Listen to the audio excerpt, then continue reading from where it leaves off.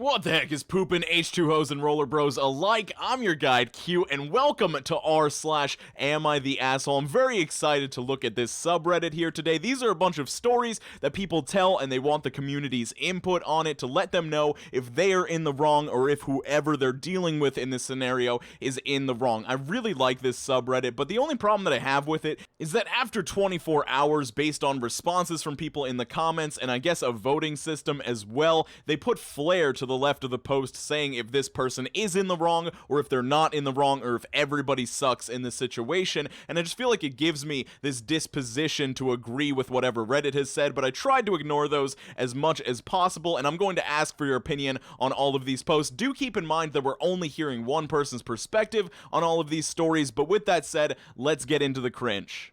I'm not even supposed to be here today. You sound like an asshole!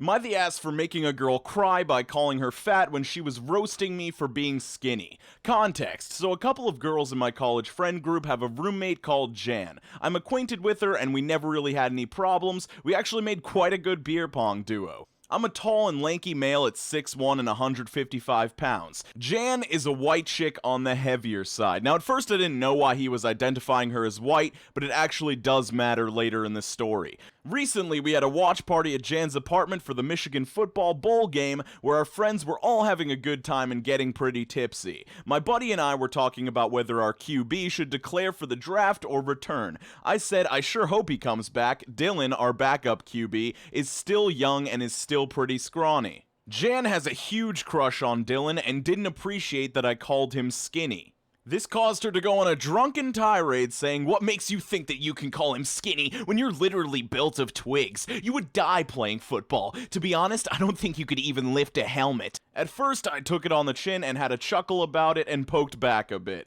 I usually got my leg pulled about my physique, but I never took it personally. Until she started making it personal.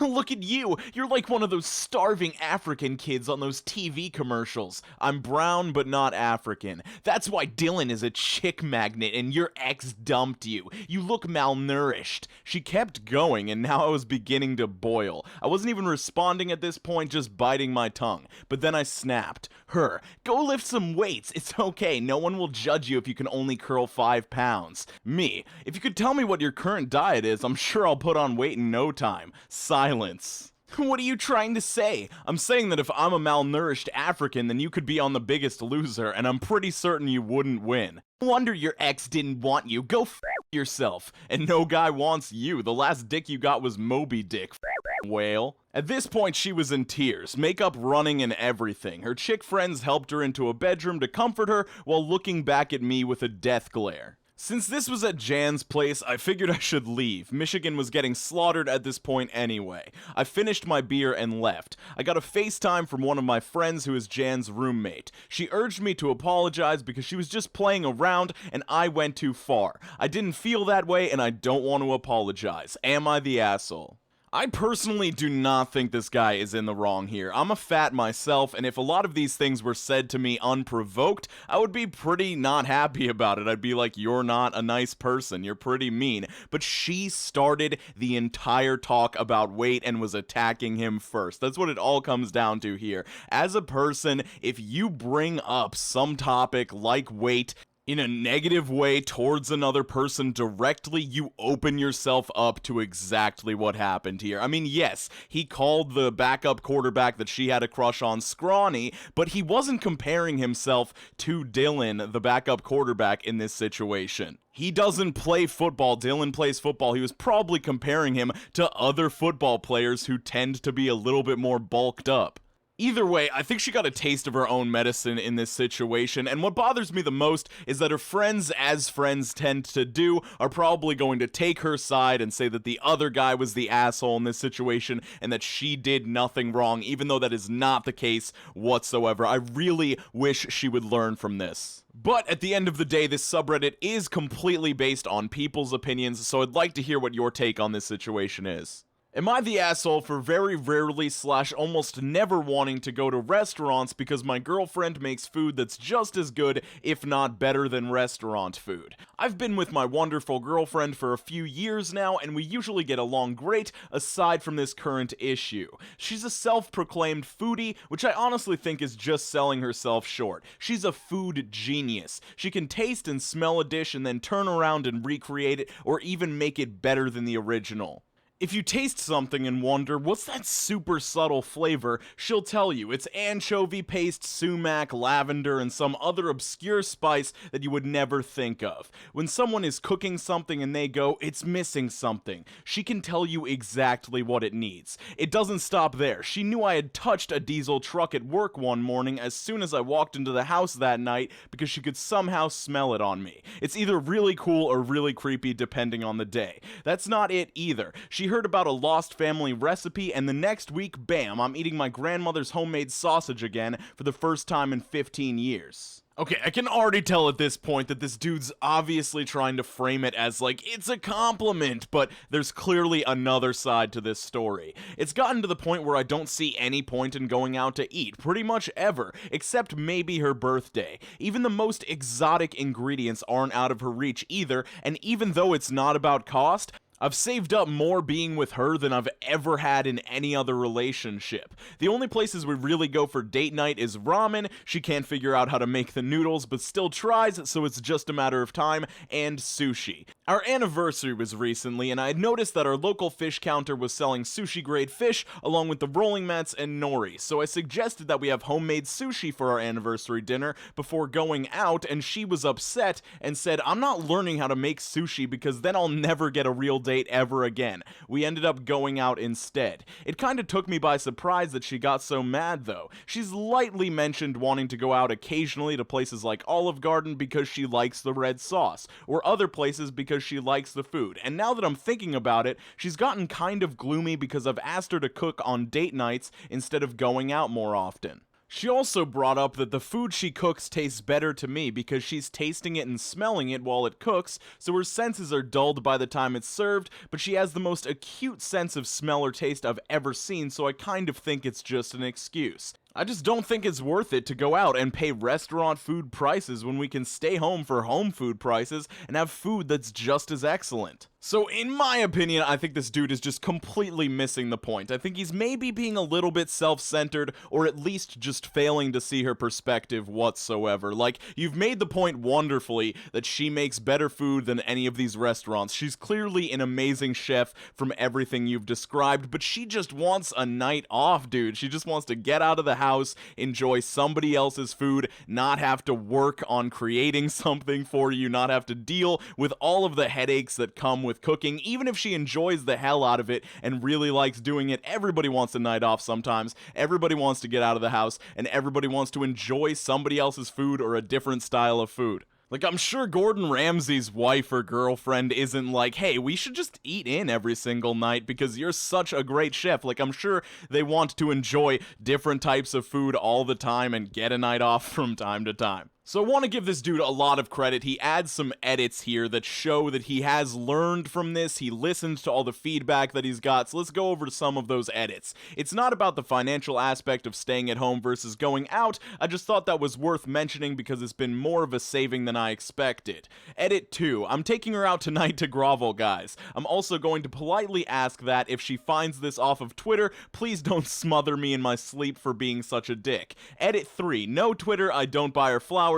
Thanks for rubbing it in. I buy her herbs and succulents. What flowers do I buy a woman who likes to preserve them afterward? Also, yes, I wash the dishes, and he adds a final edit where he kind of responds to all of the feedback. Okay guys, this will probably be my last edit. This post exploded unexpectedly, and I've tried to respond to as many comments as I can, but there's just too many of you. I really took everything you guys have said to heart, and I can honestly say that I've been an ass, and it's really hurt my relationship with my girlfriend. It's honestly a surprise she's still my girlfriend after everything. So my mom picked up the girls, and I took her out to a really nice tapas restaurant. She was very excited and seemed to enjoy herself, and I apologized for being stupid. After we took a walk and everything seemed perfect, so I asked her to marry me. She said no. She did it kindly, but she still said no. She said that it wasn't a no forever, but she didn't want to commit to a one-sided relationship, and also said that she doesn't think that it's fair that our relationship happens on my schedule and my terms.